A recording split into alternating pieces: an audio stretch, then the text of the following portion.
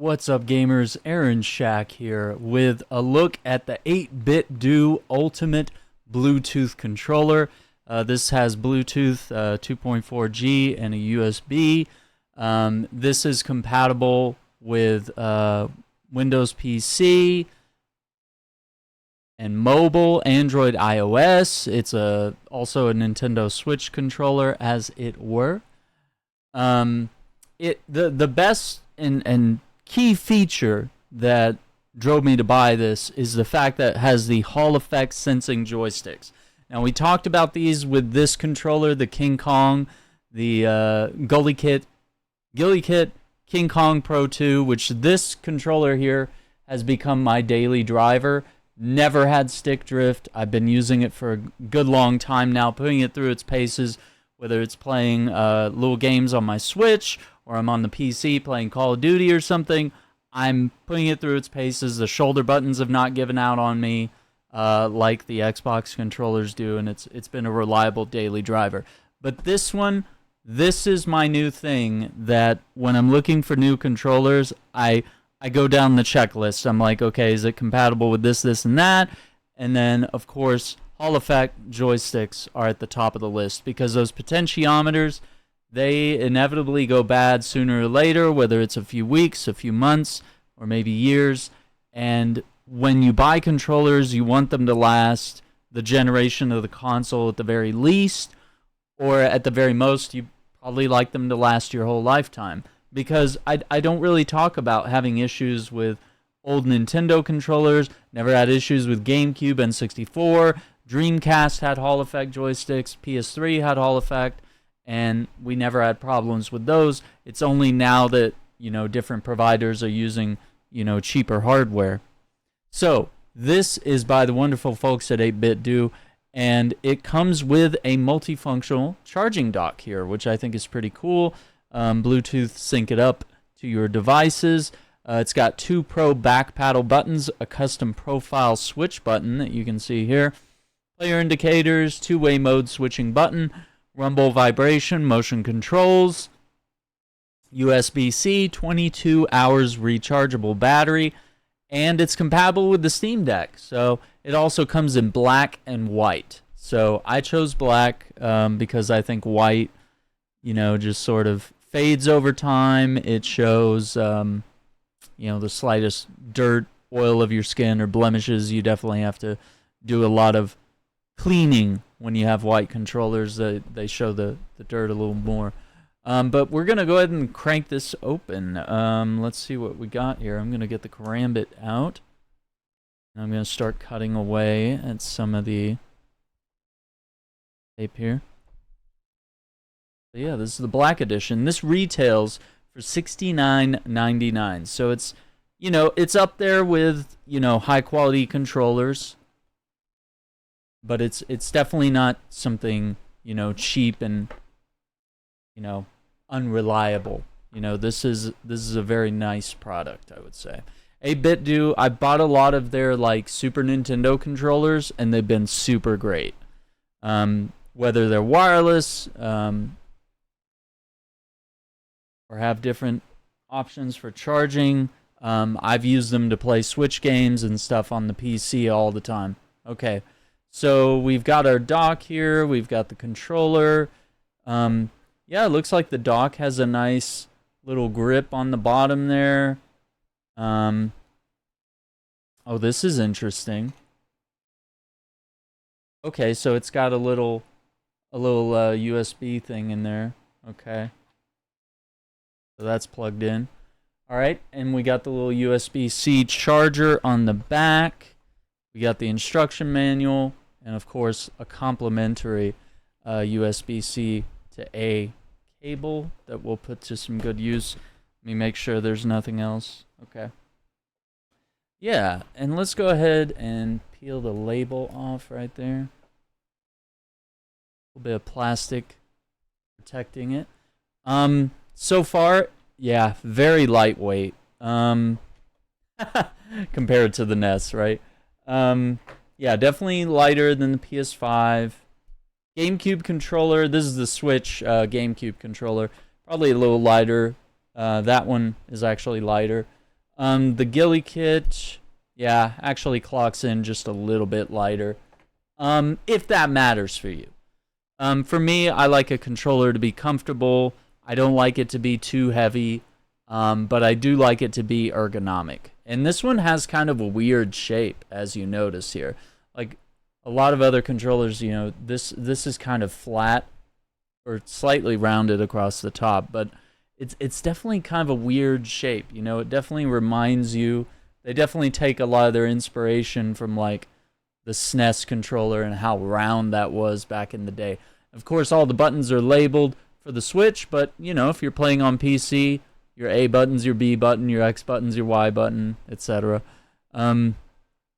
Looks like a fun little device we have here. The back paddles look good. There's only 2 of them, but you know, I've found that 4 sometimes gets in the way.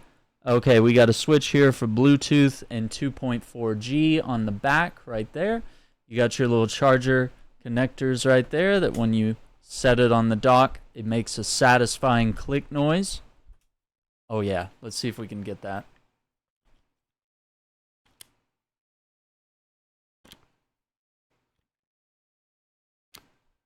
Ooh, that click, it's like clicking a magazine into place. Yeah, it's a pretty loud, pretty satisfying click. Triggers feel good. They feel a little more reminiscent of what like PlayStation triggers feel like. Yeah, and kind of same with your L1, R1, your bumpers here. Like they feel more like a PlayStation controller, I would say, than like an Xbox or anything else.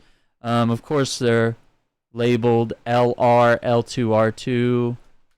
So that might throw you a little bit on the Switch, not having your ZL and ZR.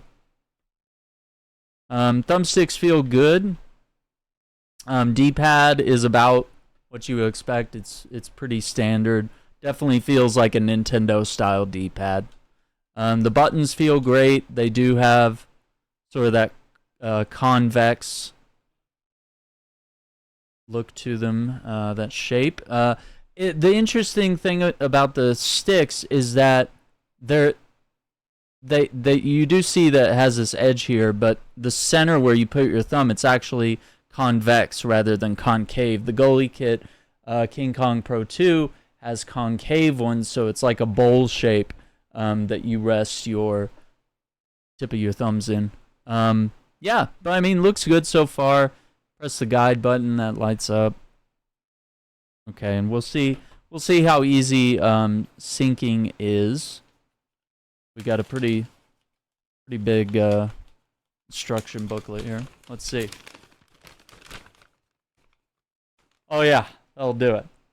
Yeah, switch system, Bluetooth connection. We'll go ahead and try to sync it up to the computer. We'll do the first thing here. The pairing button. Okay, so we got your plus and minus buttons. Plus button here, minus button here. And then in the middle, you've got a star. And then, of course, we have the guide button up top.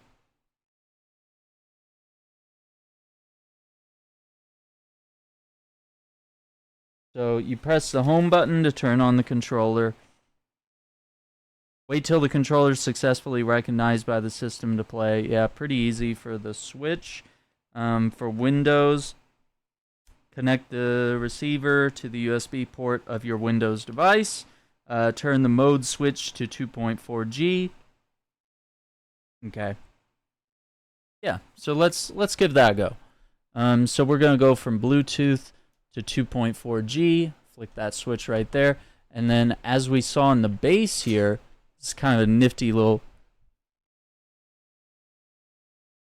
spot where you can actually plug in the, yeah, this is the 2.4G receiver.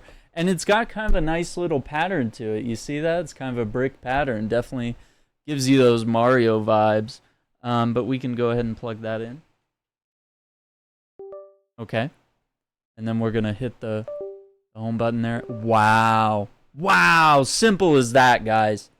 Simple as that. And then, of course, player 1 indicator right there. Yeah. Super easy setup. We're good to go. We're good to game. I'm going to put this thing through its paces for sure.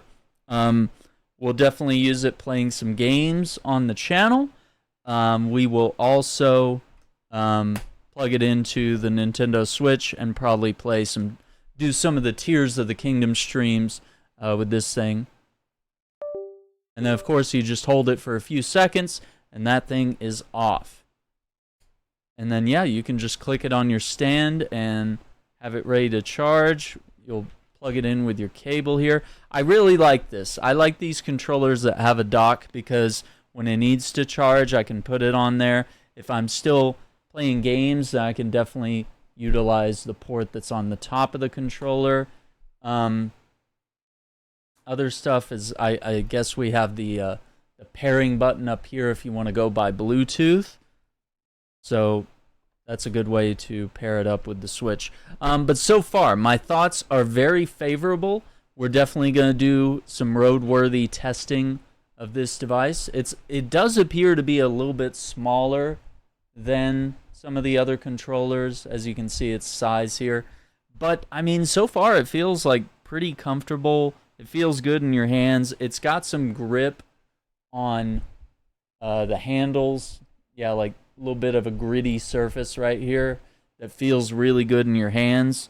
There's really nothing on the surface of the controller here, you know, where you're like resting your thumbs or the inside of your palm, you know, off in there.